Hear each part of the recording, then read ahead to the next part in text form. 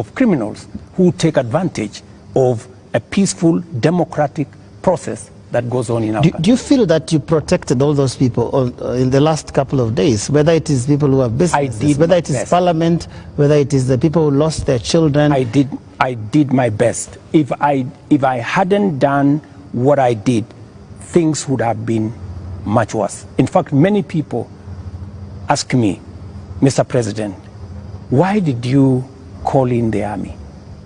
I mean, what choice did I have?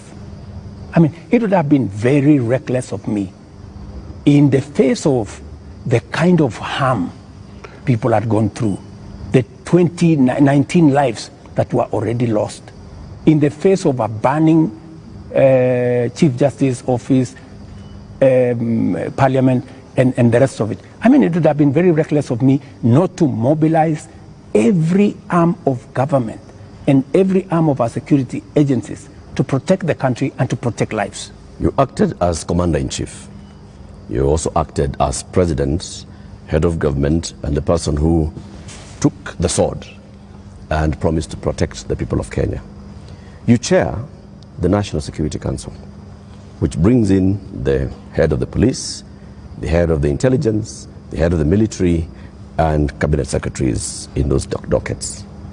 Did you have information prior to Tuesday that there was going to be infiltration of the peaceful demonstrations by the criminal elements that you've talked about more than once? And if you did, what did you do about it?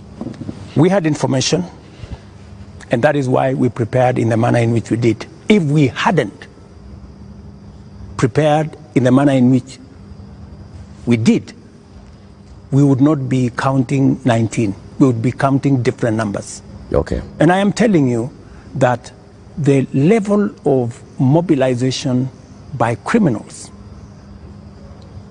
was heavy. In fact, many of the peaceful protesters, many of the young people, very well-meaning young people, left the town by 10, maybe 11, because they realized, and in fact you could hear them in their zelo. They were saying, guys, this is not our group. Let us go. Let us leave. You could hear them. It was in public domain that the peaceful demonstrators all of a sudden realized that the whole thing had metamorphosed into criminality. So the criminal elements that basically hijacked. So Tuesday, Wednesday, Thursday, Friday, Saturday, it is Sunday. Mr. President, how many people are in custody on account of this? Those who you said they conducted treasonous activities, there were criminal elements. You will see them in court tomorrow. How many people are in custody?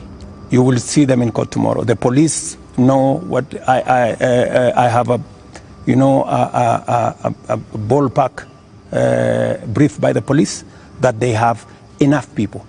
They have actually, because in Kenya nowadays, you cannot commit crime and get away with it. Those who attacked Parliament are on CCTV. Those who attacked the judiciary are on CCTV.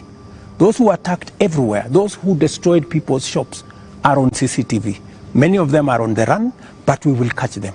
Similarly, Your Excellency. Are the funders similarly, Your Excellency. In similarly.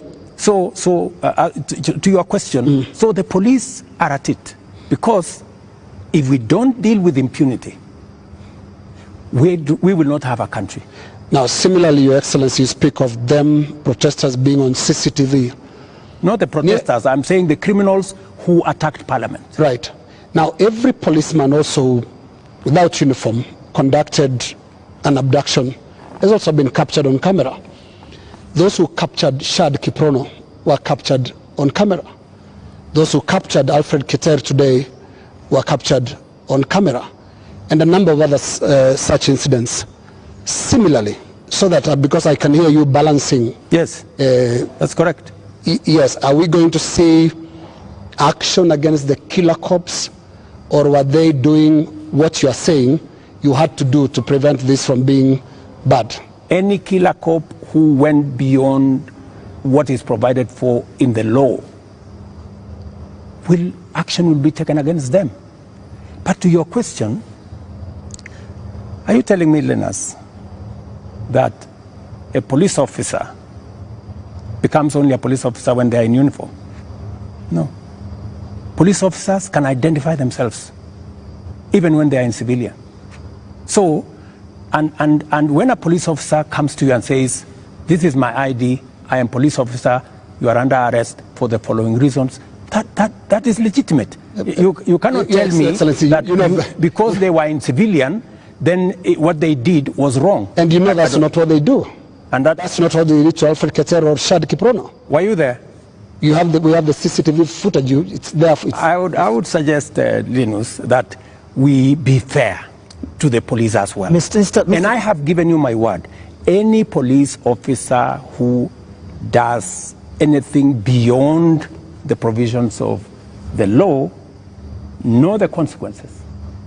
Just as any citizen who also participates in actions that are outside the law, they also know the consequences. And it is our responsibility to make sure that security agencies act in accordance with the law.